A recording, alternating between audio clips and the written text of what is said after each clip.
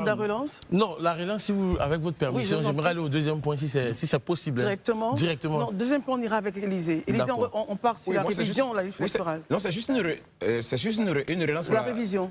On va sur la Parce révision. que nous sommes déjà à 23. Ok, d'accord, il n'y a pas de souci. Monsieur Touré Mamadou, il y a une question qui revient très souvent concernant la révision de la liste électorale. Notamment le fait qu'elle devait être faite en 2025 conformément à l'article 6 du Code électoral. D'où vient-il qu'aujourd'hui, cette révision n'ait pas lieu? C'est vrai que la CEI a donné un ensemble de mécanismes, mais vous entendez au moins le point de l'opposition quand ils disent qu'il faut que cette révision ait lieu conformément à la loi. Et vous, au RHDP, vous ne vous prononcez pas. On a l'impression que les éléments de langage de la CEI sont les éléments de langage de RHDP. Non, pas du tout. Nos éléments de langage, c'est le document consensuel que toutes les parties ont signé. Élysée, nos éléments de langage, nous nous sommes retrouvés en séminaire. Il y avait les représentants du RHDP, du PPAC, du PDCI, etc. 2 séminaires ont été organisés pour avoir un consensus sur le processus électoral.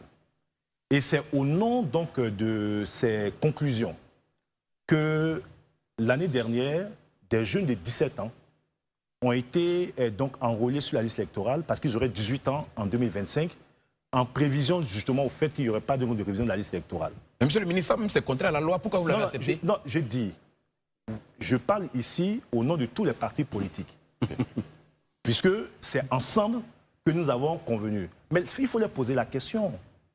Ceux qui parlent de la RLU en 2025, pourquoi ils ont accepté des jeunes de 18 ans? Dans quelle logique? De 17 ans?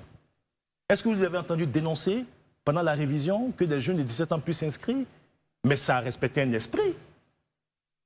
Et donc, en réalité, je pense que si on ne fait pas attention, les acteurs politiques vont nous discréditer.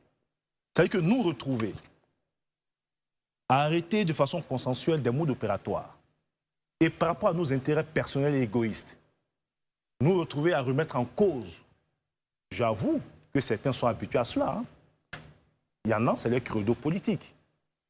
Avoir des accords, régner les accords, mais ce n'est pas le credo du RHDP. Donc le RHDP n'est pas inférieur à la CEI. Le RHDP est respectueux des engagements qui ont été pris avec l'ensemble des acteurs politiques. Herman.